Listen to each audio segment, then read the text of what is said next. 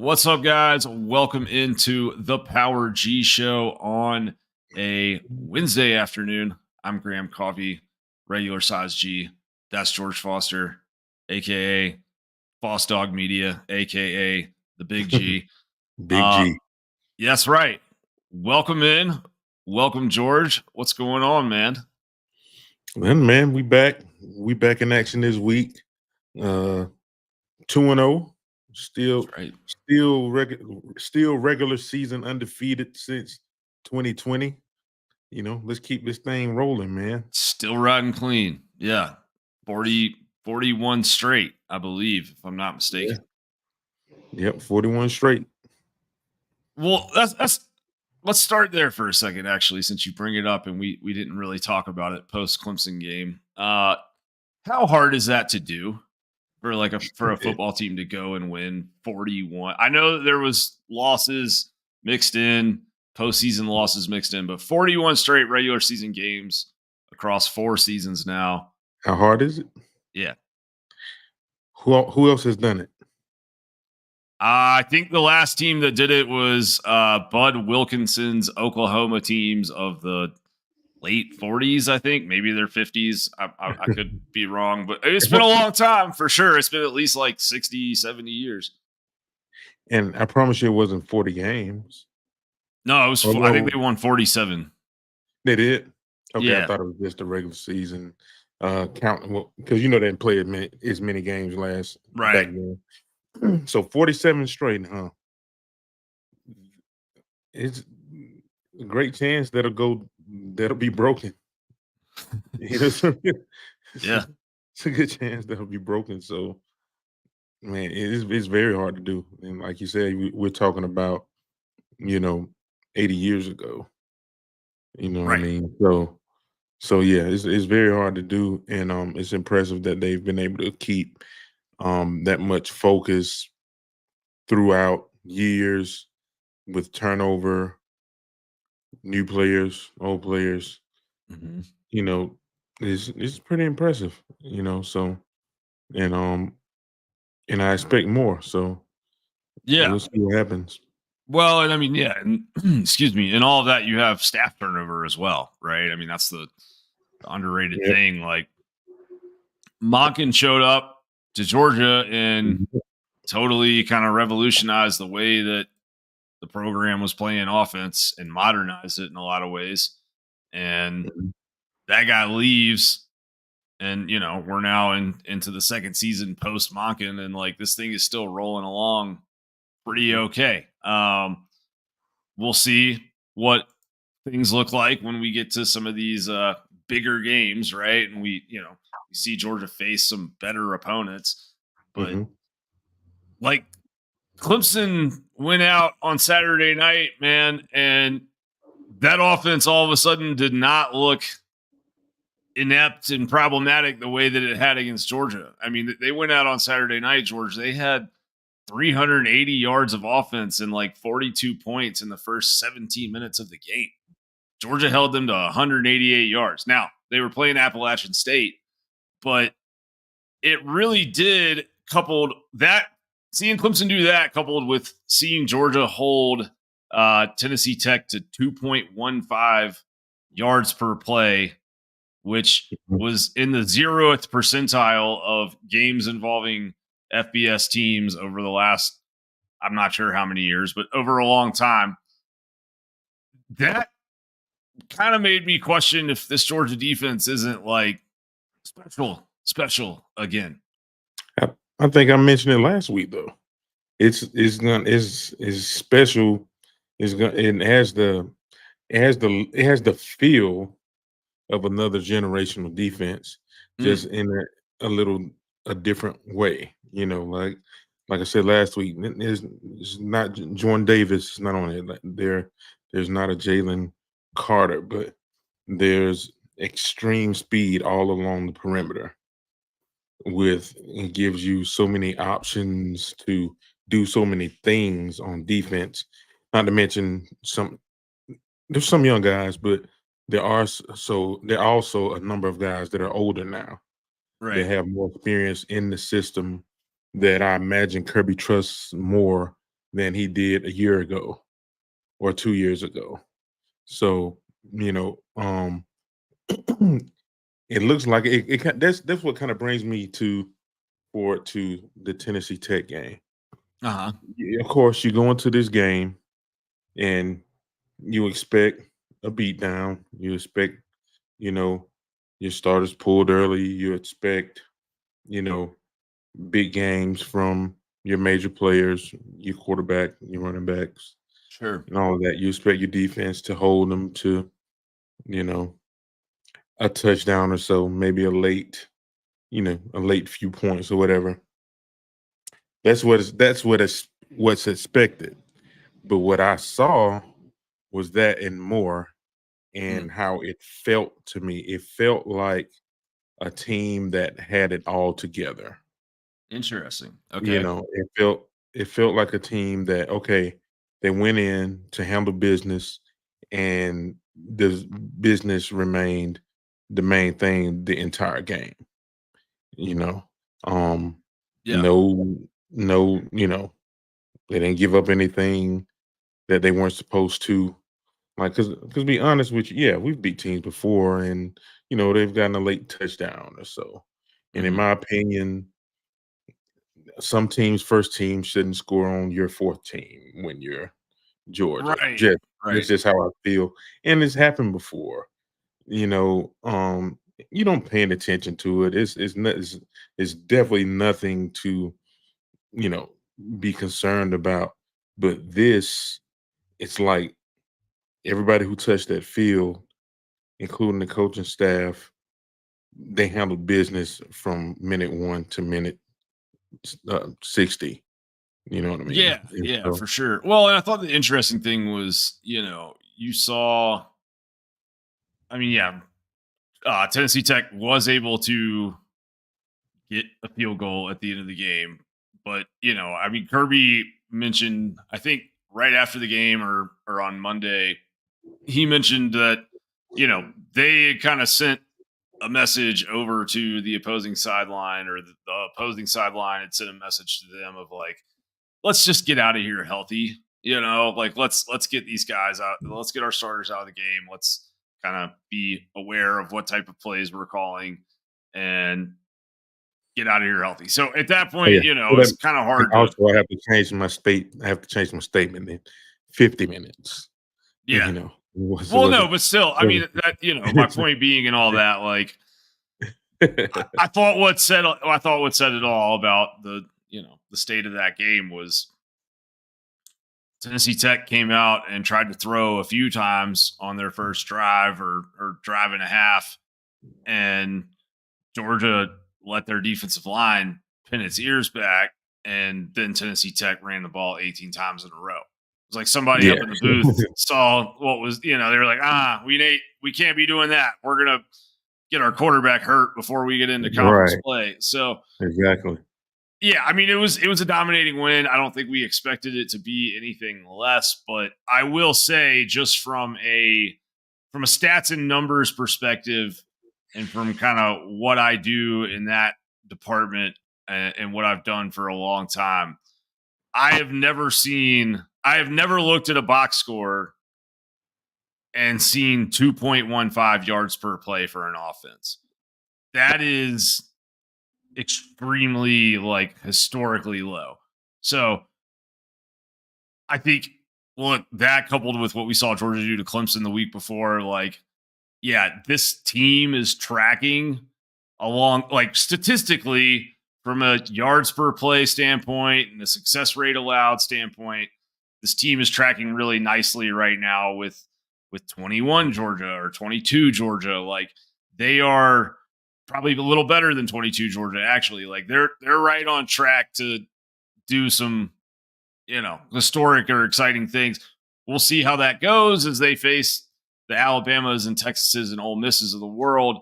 But there is a vibe that I get personally, man. Like you watch that defensive line that we were just talking about, and it is unreal. I mean, we've talked about the edge talent and how deep that is, but like they're without Mhm. Jordan Hall right now. They're without Xavier McLeod.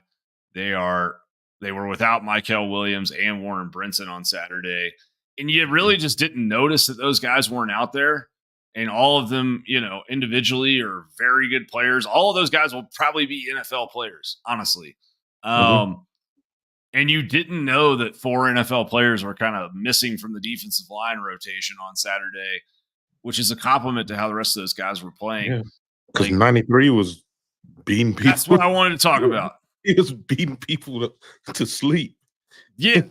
What, I mean, that looked like teaching tape at times, man. The way he was just kind of like, all right, I'm going to ride this blocker down the line and then I'm going to chuck him to the ground and Yeah. tackle the shit out of the running back for a 1 or 2 yard loss.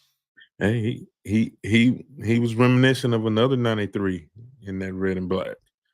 Richard Seymour? Now it's a Hall of Famer, but still Damn. the big, long kid, just tossing people around.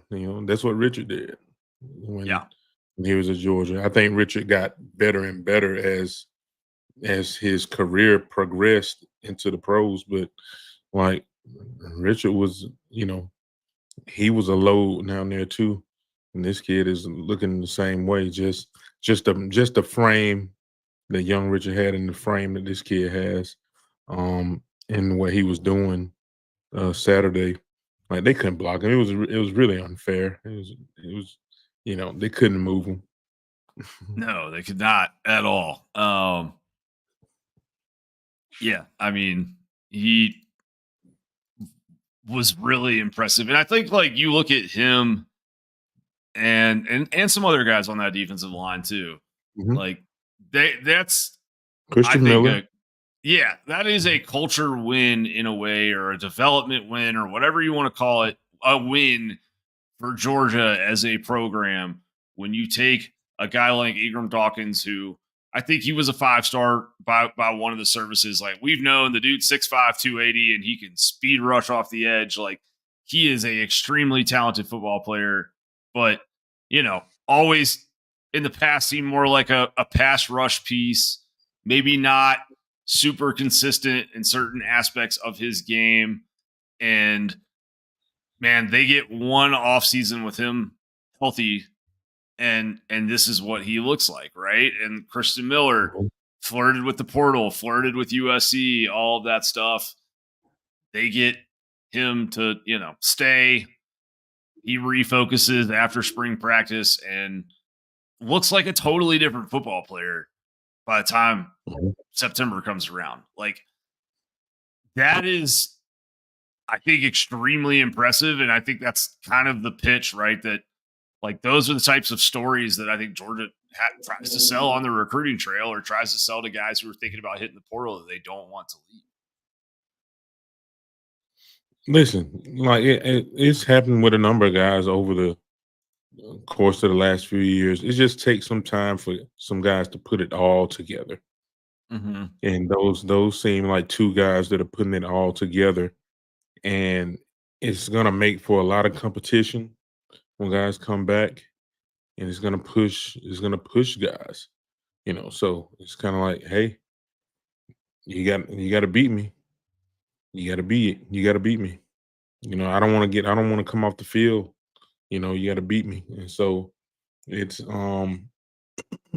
it's one of those positions that I think flies under the radar a little bit, with this team, because we do have a lot of flash in some other areas. And I think that group flies under the radar some.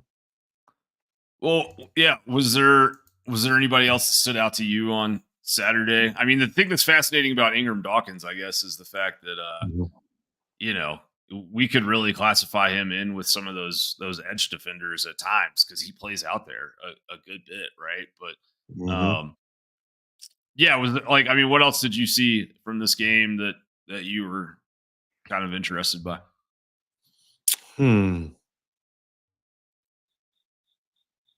Sorry to put you on the spot. Well, the linebackers, as usual, did their thing. Fast, get where they need to be, tackle.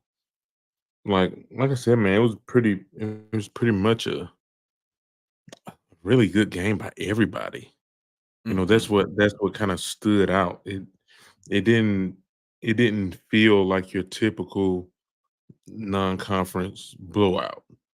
It felt like, you know what it felt like? It felt like nobody treated it like a non-conference blowout game. You know, Yeah, there was oppressive it's amount of easy. focus, it seemed like. Exactly. That's what I would say. I would say the focus was there, and it was just impressive to watch. And it sounds redundant, but it was about the focus. You know, it was focused the whole time, and guys did what they had to do until they were called to come out the game. You know, so um, that was very impressive of the squad, man. I was happy. I was happy with that um that performance Saturday. Yeah, for sure. No, that makes sense. Another thing, like Alright. it's kind of like it was one of those games where, you know, typically you might want to, you know, turn from it. You know, it's like, okay, all right, Let's this just is roll our over helmet with. out Yeah, and get it yeah, over with. this is over with. You know, let me go, you know, clean out my truck or do something else. Like, no, I was, you know, I was tuned in, you know, because you know we played a lot of young cats. I wanted to see how they did. I wanted to see Mhm. Branson get some more burn, get him going, see how does he play this game as opposed to, you know, last game when, you know, Frazier went off. And like we got a good look at our backfield this game too. And, you know, so um yeah, it was a good game to watch from start to finish for me.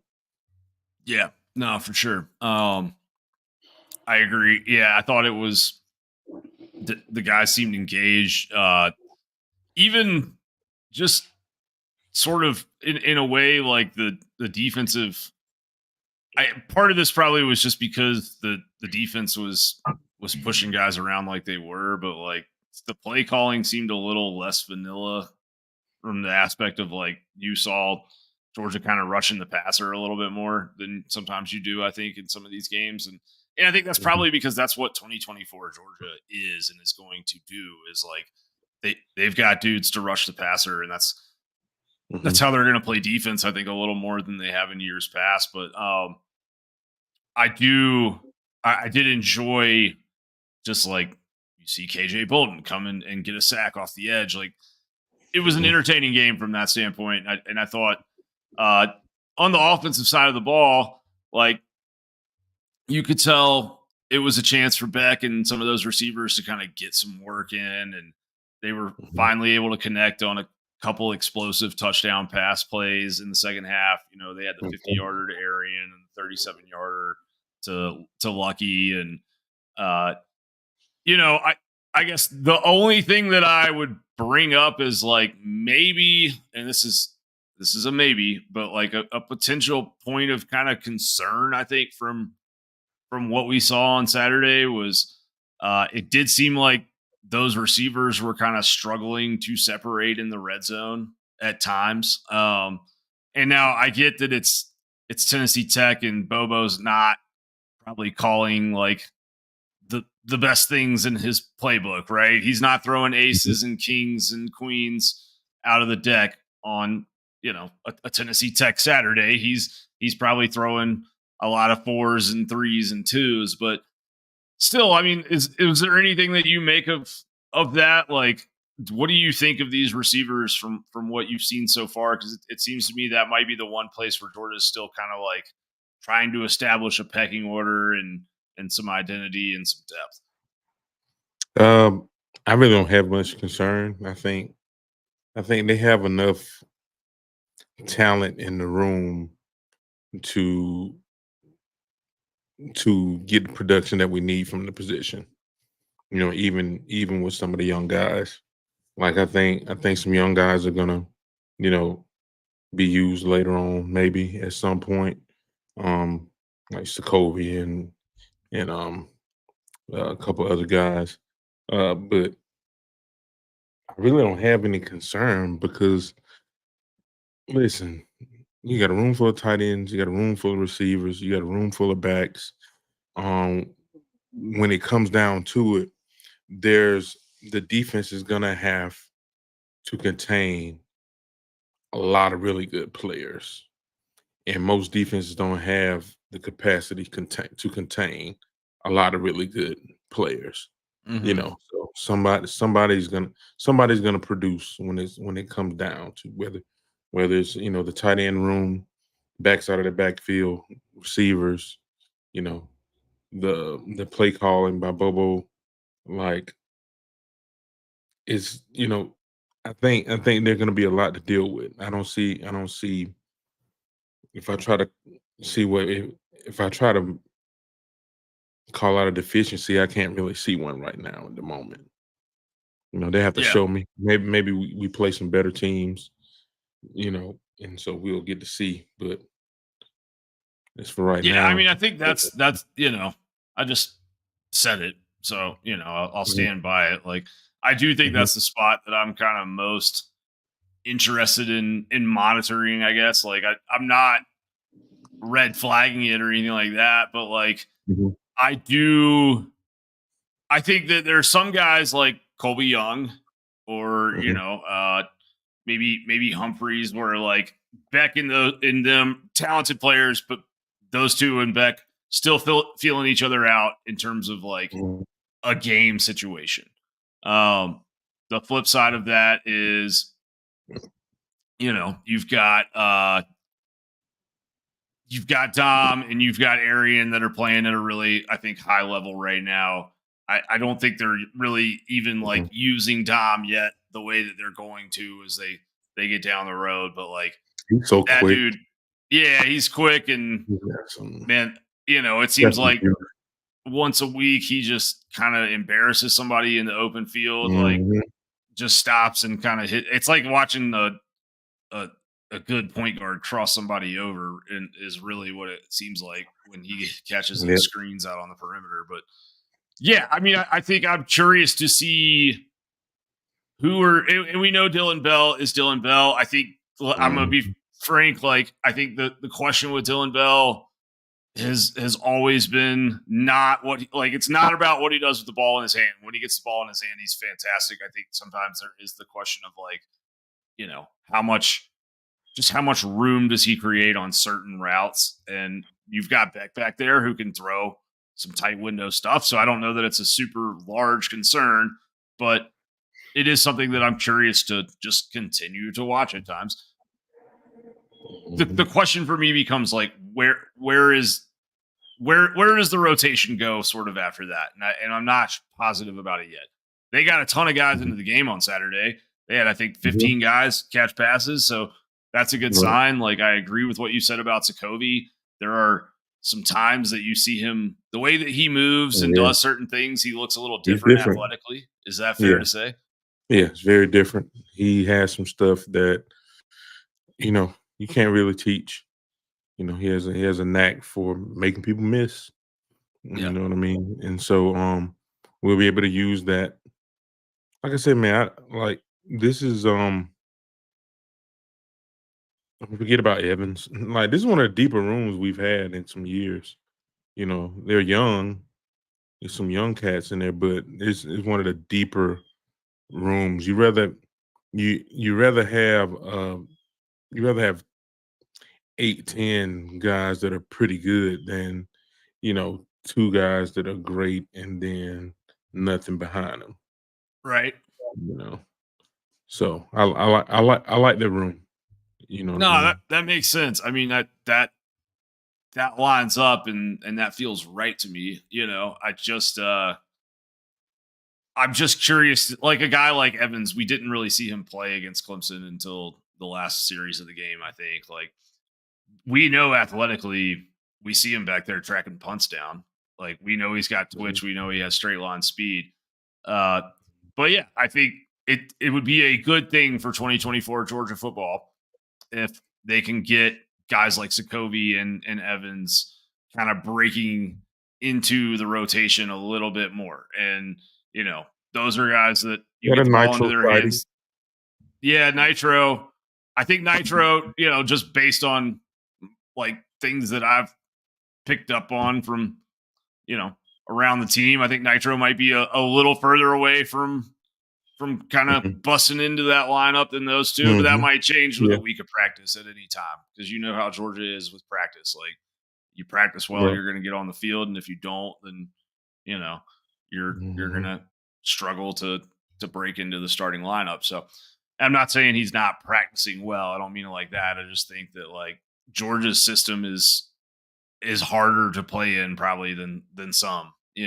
It's certainly harder to play in than some, and they ask a lot of those guys, and it can be a lot for a freshman to pick up on. So I'm interested to see it. I just,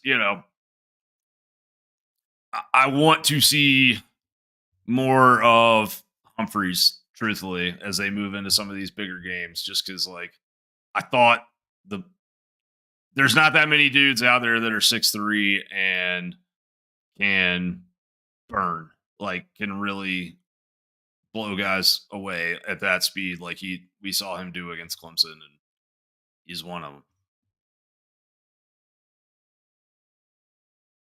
You're muted. I don't hear you. I think they took an opportunity to I think they took the opportunity to get a lot of guys some burn, get a look at a lot of other guys. Um, I think I imagine they have a plan for Humphreys for this season. Yeah, Oh yeah, if I had to guess, you know what I mean. You don't want to show your hand too much right now, but if I had to guess, they had a plan that they have a plan that involves him this season. You got a guy like that. I can see end arounds. I can see a number of things. With him getting him crossing the field with that speed. So um, I'm looking forward to see. Might see a little bit of it this week. You know, depends on if we yeah. need everything, but we might just to be sure. Well, I Because guess We got Bama coming up. I'm curious to see if I mean, in some ways, like Humphreys not getting targeted this last week makes me feel more than ever like they're they're now sort of like okay, like it's kind of about to be time for that weapon to come out, just Hmm. because you know they Yep. did not play him a ton against Clemson. I know that he was impactful against Clemson, but he was not on the field a ton against Clemson, and so maybe they're Mhm. sort of ramping him up slowly, and then they're gonna let that cat out of the bag. You know what I mean? Yep. So it'll be Mhm. interesting. I guess the last thing I want to talk about with the offense before we move on to Kentucky here, Trevor Etienne, pretty nice Yeah. debut. Yeah, Yeah. Like he's another one, man. Like different. different, man. The I like the backfield. Like it's reminiscent of some other ones. You know, you got I like one, I like three, I think 22 is gonna be big for us this year. Uh huh. Just he gets the hard yards, and he can burn. You know what I mean? He's deceptive. He's fast for a big guy. Yeah. For a muscular dude. Um, it's look, man, and Cash runs the ball hard. We ain't even get big zero ain't even touched the field yet. Like they are Yeah, dude. And I'll tell you right now, I had some guys tell me that Big Zero, yeah, like he's back in like spring that. ball, was like, they were like, he catches everything, he runs over everybody.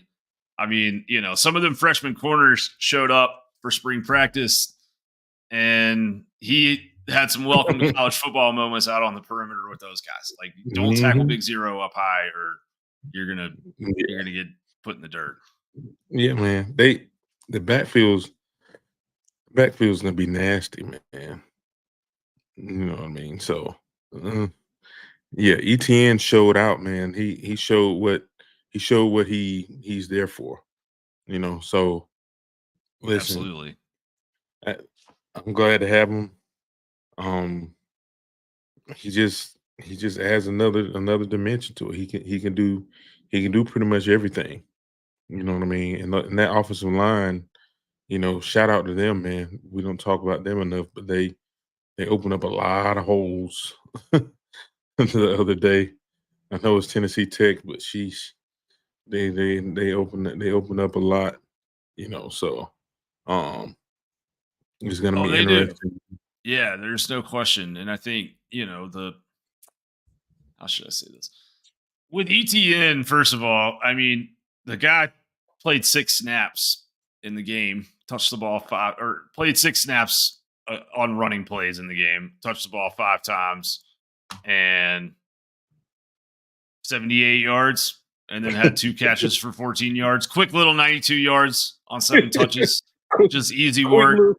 Quick little 92 yards. I mean, on 7 touches. That's yeah. crazy. The way he scurries, you know what I mean? Like the way he Mhm. moves is like he kind of. I've always been of the opinion that like the ideal running back body is like 5'9", like 5'9". 210, 220, built like a brick shit house. Yeah, And unless you're Todd Gurley, you yeah, don't need all the extra stuff. yeah, you don't need that. Yeah, exactly, for sure. You're about 5'9", 5'10", 210, 215. Can break enough tackles. My favorite type of back is a guy that gets me. I love somebody that can get me 4.5 yards a clip. Yeah, That's all I need, because 9 times out of 10 you ain't going to the house no way. You know what I mean? Those guys run 4-3 back there, 4-4. At corner and safety. 9 times out of 10, you're not going to the house. Give me somebody that goes forward all the time. Positive yard gainer.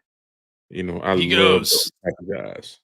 Yeah, and I mean Frazier and him have like the same running style in a lot of Mhm. ways. Mhm. Frazier's feet are just stupidly fast. Sometimes his feet are Mhm. moving faster than I think his mind can like Right. keep up with, which is kind of funny to Mhm. watch. Actually, he looks like a cartoon. Mhm. The But way he turns on a dime is just kind of crazy. yeah, dude. I mean, like he's just one of those guys that him and ETN both. It's like they run with energy, and Mhm. they get out there and like they just kind of bounce off things and they bounce outside and into, and all of a sudden you look up and they got 92 yards on 7 touches, right? And So then you got to tackle 22. He gets in the game, then it's like you see the run, the touchdown run. yeah, It's like he's like I he's was like he's like dragging kids. It's like yeah, dragging kids along. Like, that is and contact balance, yes. you know. Um, And then Zero will be back. he will be back. Good, Yeah, good luck. yeah. No, I think that this running back room is the best Georgia's had since Nick and Sony. I mean, it's got to be right. Yeah, yeah, Like, yeah. Like they Swift. like I like I was a big fan of McIntosh. Yeah, same. Um so like him, like they all run together, so I forget who was with who. McIntosh was with he was kind of part of a couple different groups, right? Like No, he was you had part of the Cook White group in 21. yeah, That was a really good room. That was a good but room. you had Todd, Sony, and what you call it though? Nick Um in Nick. 20 that was in Yeah, 2015 though. That was yeah, kind of pre Kirby, yeah. but that That was was a pretty stupid. good. That was a stupid room. Or 20 that was 2014, excuse me. But still, you get my point. It was Weren't didn't like before there was another backfield that was kind of crazy. Um didn't like before he got kicked off, didn't like um what's my man? Crowell, wasn't he that he was there with Todd? He was there with yeah, Todd. Todd and Who else? Keith And and Keith. yeah. And who else? I was like, golly. Yeah, because like they had Washawn Ely too. They got booted out. Like he was like I mean, he wasn't on the level of those guys, but yeah, Yeah, that he could that throw room it. with Crow and Keith and Gurley, That's crazy. they never played If a Crow season could tote together, it, but they were he could together tote in it. some practices for a little while, if I'm Yeah, not he mistaken. could tote it, man. Yeah, yeah, Yeah, this room is gonna rival that one, man. Like number one's legit, number yes, three's legit, 22's legit, zero's legit. Zero yeah, has a lot to show, a lot more to. We haven't had a huge sample size from him, but from everything that I've seen and what I've heard of his progression, he's legit. yeah. You know, I Cash could play for some people. Like, like, like it's a really that's a really nice room. Somebody in the chat, Sacred Real Swift was a freshman with Chubb and Sony. Yeah, that's a sick room too. Yeah, yeah, that's solid.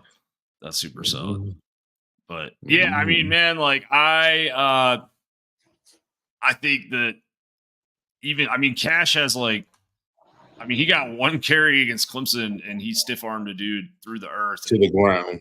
tightrope the last 5 yards to the end zone and hit the pylon Yeah, with the ball. Like there was a lot of things he did on that run that like only that'll good look running good. backs do. Yeah, Yeah, you exactly. know what I Like mean? what Like was I it? know he's like the token white guy in the room in the Yeah, eyes of many, but like but that was like that dude can that was play ball. Clemson's real defense. Yeah. Yeah. It was Like, Clemson. yeah, starters Yeah. and those types of things. I mean, like Mhm. last week, he went out two carries, 19 yards, and a touchdown. He's got 3 carries and 2 touchdowns on the season so far. He has a few catches, don't he? I think he had the Yeah. first catch of the game against Clemson, wasn't it? Or something like that. He He catches had, I mean, like, dude, I think what says a 'cause lot he was about split Cash, out. honestly, is that they put him out on the edge, like Yeah. as a wide receiver, all the way Yeah. out wide against Mhm. Clemson, and they threw him like a tunnel screen type of thing. Right. And he made a couple Yeah. dudes miss and took it for Yeah. a first down on 1st and 10. So he's got a skill set that, you know, much like McIntosh, actually, especially Yeah. early in Kenny's career, where it was like Mhm. he comes out and they split him out into the slot against Bama on 3rd down in the national title game, and he ran an out route for a first down, like a key Yeah. first down. So Mhm. yeah, it'll be interesting to see how they manage that. It seems like they're doing a good job of it so far, but it was good to see Branson in particular on Saturday. I Really, thought really was. get back into that flow and score a touchdown and kind of cut in the open field. Like the cut that Mhm. he made on that touchdown run was the type of cut that you don't make if you're hesitating. And it just seemed like, Mhm. maybe that Clemson game, he kind of, that's a lot, man, when you haven't played football in that long and you're trying to sort of beat the rust off. But he was looked good Mhm. on Saturday. So Yep. spinning this forward to Georgia versus Kentucky. What where do we go from? I mean, like, did you watch Brock V on Saturday? I know you watched some of the game. What I, were your I, thoughts on our guy Vandergriff? I saw the recap. Um, he started out okay with a deep throw, great catch by the receiver. And what's his name? Key, I think. Yeah, he's good. On the sideline. He just he left a lot to be desired, but it just depends on. I hope he doesn't get it started against us, you Right. know, which I can't see happening. The defense is really good. Kirby knows him, you know, and he's a young QB, getting his first starts, in this conference. So I imagine it's still gonna be tough for him this weekend coming up. But yeah, Kentucky just didn't have it, man. They're not as talented as they've been in the past, on either side of the ball, you know. Um uh Zero, I forget his name, uh Sumo Sumo Kanbe. He had some good runs. he had some good runs in the game. I Mhm. wouldn't say he's a special back, but the hole was there. He took it, made some good runs. But they're not really good up front. Right. That's gonna be tough versus the Georgia D line, and a new quarterback. So I Yeah. can't see this being as competitive in Lexington as it has in the past.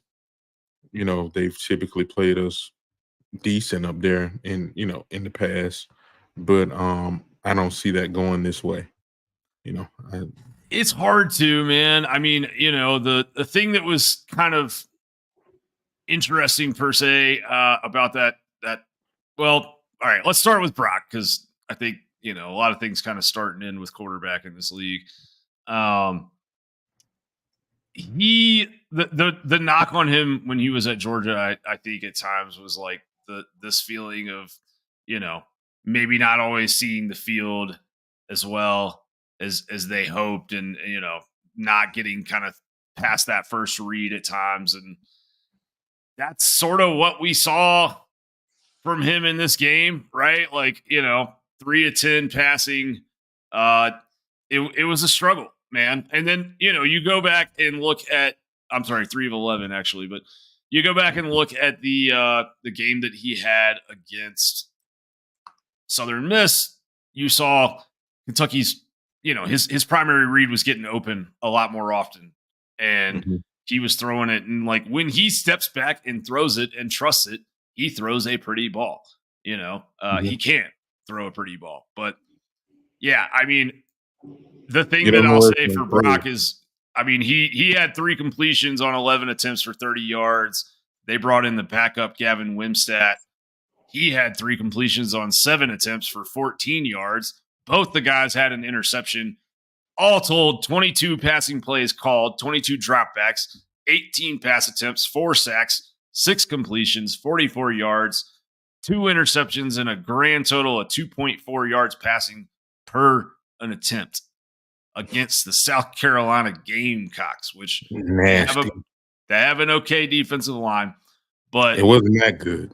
yeah, They weren't that good up front, South Carolina. no, man. I mean, And like, that one, like that pick six, he threw it to 4 guys, man.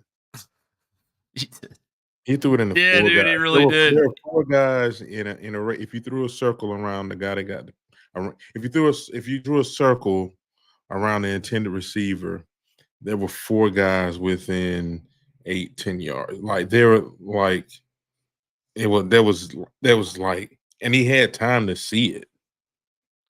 He had time to see it. Look, it wasn't a switch one read back to another read. Ah, man, it's too late. I've already thrown it. No, he looked that down and said, "Let me fit this in between 4 defenders. Right. 3, if we want to be fair, 3. The fourth was a drop. He was in the area. Yeah. Yeah, that was It's not like playing in your good. first like NBA game and attempting a dunk off the backboard down the lane through traffic. Like it's just not not a good decision. Um yeah, I mean, I think the thing to be fair about for Brock and Wimsat is that the Kentucky that we've come to know, the one that made Mark Stoops a rich man and kind of ended the coaching tenures of a couple of Florida coaches, and like won 10 games, produced Will Levis, did all these good things. That program was very much a line of scrimmage program that could run the ball. And You that know, offensive ball. line is I was about not, to say. I was about to say. I wonder is Graham going where I think he's going? yes, You're absolutely right. that offensive line is not what it used to be, George. Yeah, and they had running backs. They had linemen, and they ran the ball. Like Yes. I don't know what would make them. Well, I guess you got to have the personnel, but you still got to I think it's a you got personnel to issue. Yeah, but with the OL. you have a personnel issue with your QBs too. That So is true. I would, That is I true. would, I would.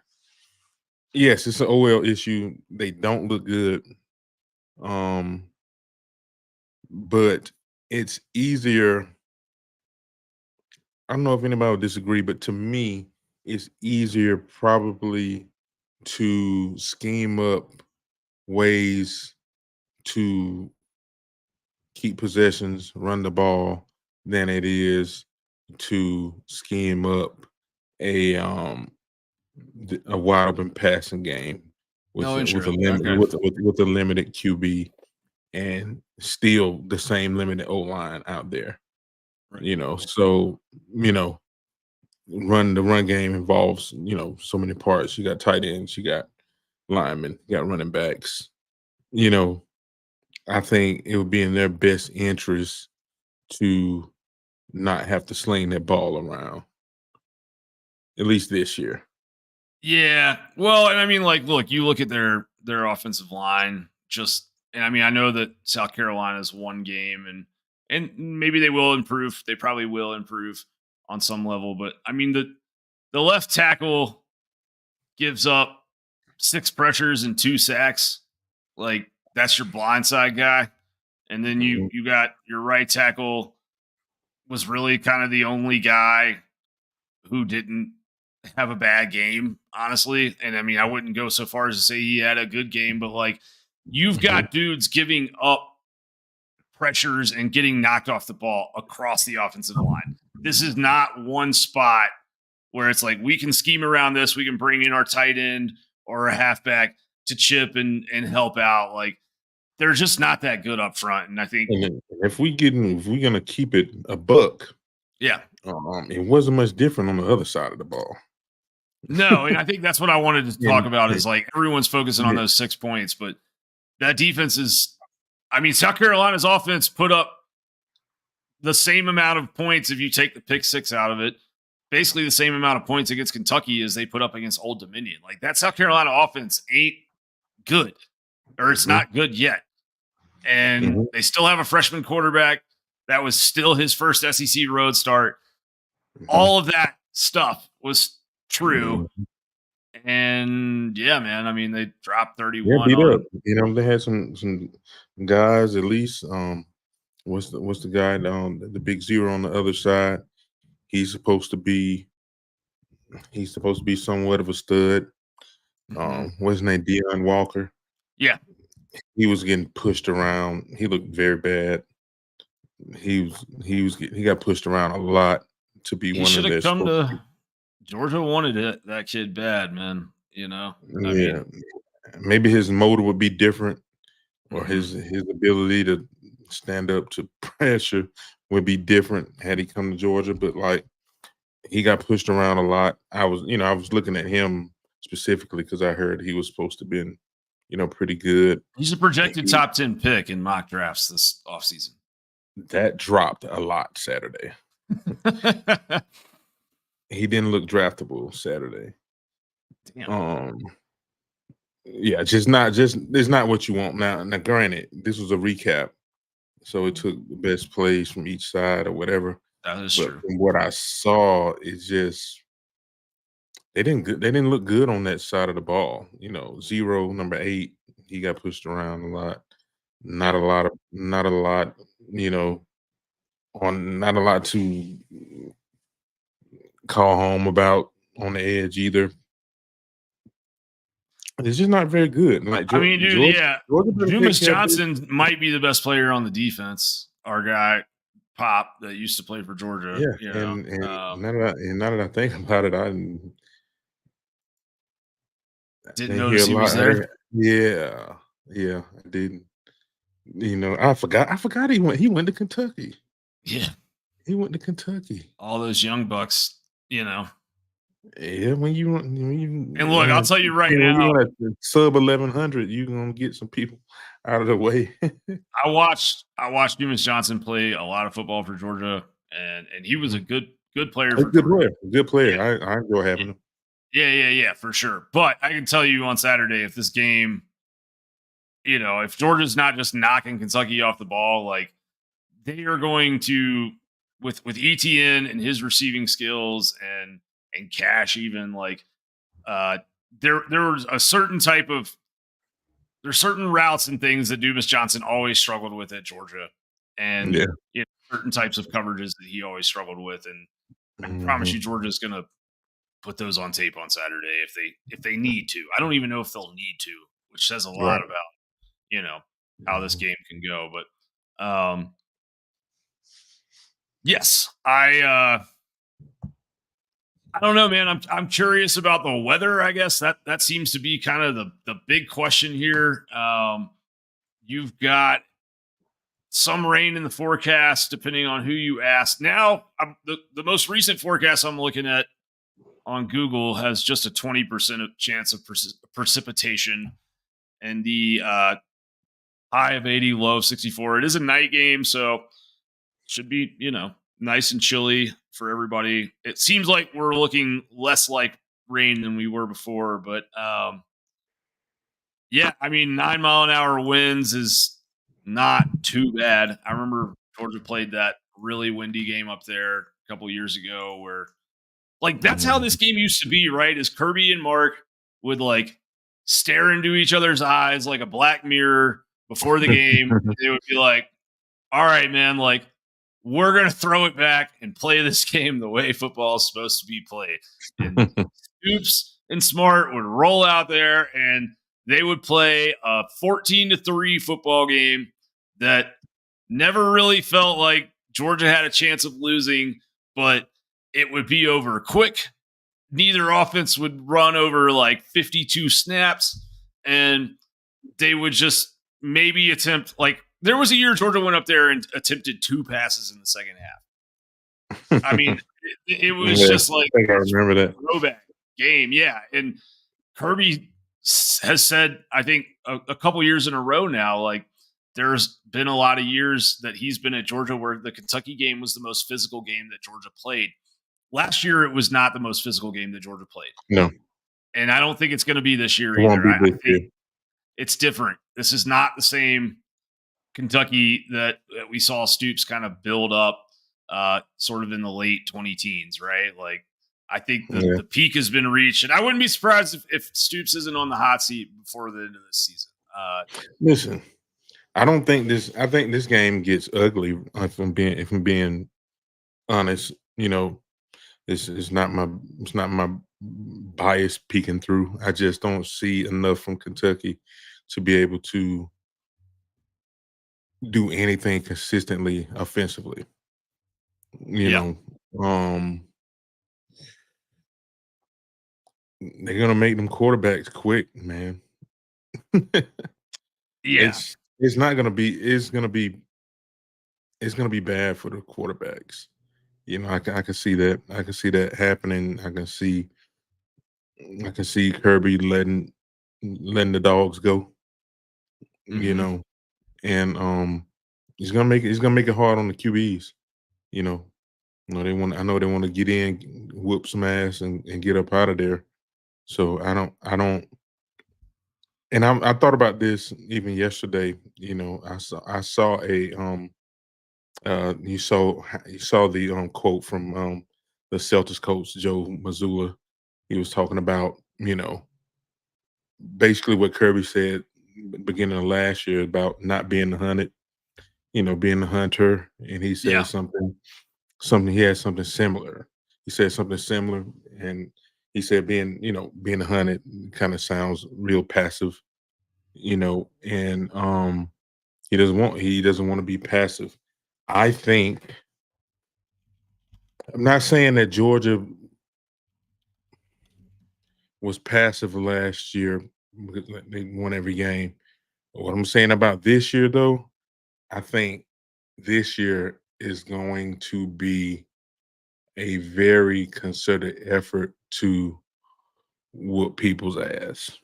Yeah, there's an edge. There's an edge. There's to an edge. things. That's what I'm saying. There's an edge. Like there's an edge. They're not wanting, like, they don't want to leave anything to chance. I don't think. I feel like last year is in their gut more than It it's is. probably been let It on. is. Like Yeah. they knew, you don't want to make a big deal about it because it's water under the bridge now, but they know what was at stake last year and they know what they gave up. They were the best And team. they were the best team in football last year. Yeah. Even on their worst day, they were the best team in football last year, and they missed the opportunity to prove it and to also make history. Right. So, I think that's stuck in their craw a little bit, and I All don't right. think they want to Oh, I'm do sorry. that. I didn't mean to cut you off. Yeah, no, Yeah. I'm with you. Give me your score prediction for this game on Saturday. For this game, I say I don't know what the weather's gonna be. I don't Weather know if they. is I don't know if the grass is the same like that thick bluegrass or whatever they got up there used to be it's a just it's a turf awful. field now, so it's not as bad It as is. it's not. It Yeah, is. it's not that old school grass. I That's remember what right. you're talking about though. Yeah. Yeah.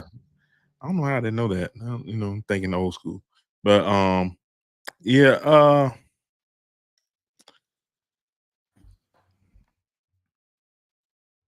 it's hard to see them scoring touchdowns. So It is, isn't it? I'd say like this not my fault. That's their fault. Yeah. Like It's it's not your hard for me to fault. see them scoring Shouldn't feel touchdowns bad about that, bro. against a good defense. You know what I mean? Uh-huh. And Georgia's more than a good defense. I say I say 30. I say 38 to 9. Yeah. I mean that feels really right. That's kind of yeah, that feels about in the ballpark. I mean, I look at this game. If the weather does hold off, I think Kentucky's in some real trouble. I think this Mhm, game can be won by Georgia on the ground and just kind of pounding it away mhm, and Carson just sort of managing things with short passes that are kind of an extension of the run game. But yep, if things come out on Saturday night and it's not a downpour and it's not whipping 20-mile-an-hour winds and they can throw, I don't think that Kentucky secondary is good at all. And we saw mhm, what that might have been Carson's best game last year. He kind of picked them apart. So I think mhm, Beck goes out, uh, has a nice night. I think the weather kind of holds off. I think Georgia uses that run pass mixture and goes up there, and I think they beat that ass, to be honest with you, man. I mean, not to be mean about it or anything. It's just like this feels like a game where maybe Kentucky gets some juice from the crowd in the first quarter, and you know they kind of summon up something, and they're able to stop the run for a quarter, maybe even a half, but eventually they're going to wear down, much like Clemson wore down, and I think Georgia goes up there and I'm gonna say, 41-10 kind of ball game. Like I think Kentucky gets in the end zone late or something, or I could see Kirby kind of calling off the dogs as well, just because I think he mhm, likes Stoops. I know he likes Stoops, but mhm, I also think that you look at this new tiebreaker for the SEC and score differential comes into one of the tiebreakers now further on down the line. And yeah, I mean, I think that might kind of let Kirby, feel a little bit better about not calling the dogs off. I think the biggest thing for Georgia is to get out healthy with Alabama in 2 weeks. And they need to go up there and not think about Alabama, but I think it's a comfortable win, man. Yeah, we've got some predictions here. Tomahawk Dog 45-3. 45-3. Craig Lawson 22 to 22 to 4. 4. 22 to 4. Oh man. I like the safeties. Yeah. Yeah. Two I like safeties. that's crazy. It's like I was texting with a buddy on Saturday night. I had I had some money on Houston on the money line. They were a big underdog Mhm, against Oklahoma, and I kind of live bet them, and I live bet them at like plus 2,000. was only a $10 bet, but if they won the game, I would have won $200. And so my buddy was like, "Oh, I'll tell you." And Houston basically lost the game on a safety, and I was like, I can't even be mad about a game-winning safety. You know, like that's just good to watch. It's just good, clean football. All right, man. That's all I got for today. All we need. Any other thoughts? Yeah, right on. Yeah, we will be back next week to talk about what happens when the Bulldogs go up to the Bluegrass State, and then we'll be ramping up for Georgia, Alabama. Man, should be a long 2 weeks of build up and excitement, and well, we'll get there when we get there. But y'all be safe, take care of yourselves, enjoy the game on Saturday night, and we'll see you back here next week. Yes, sir. Bam.